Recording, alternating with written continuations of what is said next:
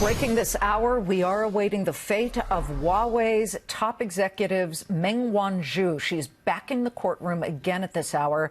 Reports that she has agreed to wear an ankle monitor. The CFO of the Chinese cell phone giant was arrested in Vancouver on December 1st, accused of dodging U.S. sanctions on Iran and defrauding financial institutions into helping her do it. But now the attention has shifted to yet another smartphone maker giant, Apple. In a preliminary injunction, a Chinese court has banned the sale and importation of a whole tranche of Apple's recent iPhone models. They're on your screen right now, everything from the 6X to the 8 Plus to the 10. Now, it's a win for chipmaker Qualcomm, who's been in a patent dispute with Apple since, 2017? But while Apple has filed an appeal and is pursuing all legal options, it is simply a question that we want answered. Is it over source code and the patent issue, or is China trying to show the world its trade war weaponry? Market Watch tech editor Jeremy Owens has his ear to the ground in Silicon Valley, where Apple and Intel are both based. And we bring up Intel, of course, because Qualcomm has accused Apple of stealing its source code to share with rival Intel, and that the court in China just gave this round to Qualcomm. This is pretty serious for Apple, is it not, to have its phone sales banned, even older phones? What's your reaction? What are you hearing in Silicon Valley? Well, it doesn't seem to be that huge of a deal for Apple at this moment, because they are older phones. Some of those they don't even still sell, right? Like one of those is the iPhone X. They've already replaced that with the iPhone XS and XS Plus, and they're not even selling the X anymore.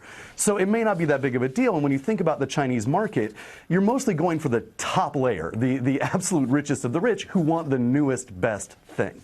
So it's not going to be that big of a deal. And inside China, they are still selling these. They are still available on Chinese websites. They are still there. So I don't know if it's that huge of a deal right now. If you talk to Apple, they will tell you software and services is where they're really getting their big money right now. So as long as the Chinese can still have their Apple phones in their hand and still buy apps, subscribe to apps through the App Store, they're going to keep making money off of those customers. I get that, but once the inventory on the ground in China dries up, then imports are banned, of certain phones.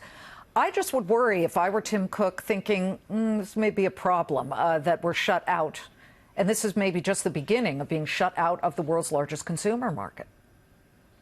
Well, that's the issue. Is this the first step to a big blockade put on by China, potentially exactly, as a response to what's going on with Huawei, right? And I think that's what Apple is probably behind the scenes right now with contacts in China, because Apple's gone to China. Tim Cook's gone to China. They have a good relationship there. Sure. So I would imagine that Apple is behind those scenes right now, seeing, is this one thing they're doing? Is this one court out in, and this is kind of a tiny, intermediate-sized court. Is this one court doing something? Or is this China starting a retribution period that is aimed at Apple? And that's the question that Apple wants answered, and that's the question that actually has the biggest problem that could face Apple. Well, let's talk about Meng Wanzhou. She's right now this Huawei executive who was arrested on the ground in Canada at the U.S. officials' request. She is a star in China, and the Chinese are furious. They really don't like this. They're furious at the Canadians, probably not really happy with the U.S. on this. They're accusing her, the United States officials, of trying to do an end run around U.S. sanctions against Iran. They don't want her leaving the country. She's a flight risk. So everybody's wondering, was this court situation giving Qualcomm a nice nod, or at least winning this round, something having to do with China sending a message? We've got our own weapons in court, too, not just you guys. It could be. It also could be getting back good with Qualcomm. Remember, China actually blocked a Qualcomm acquisition of NXP.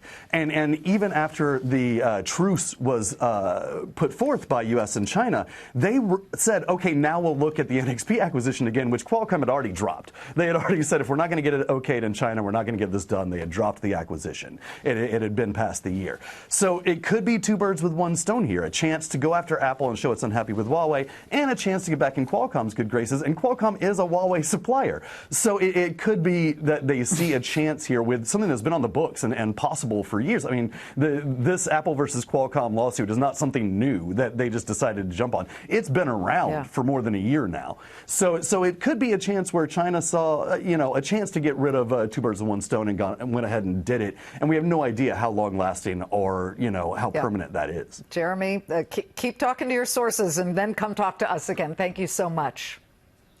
Thanks for having me, Liz. Jeremy Owens of MarketWatch.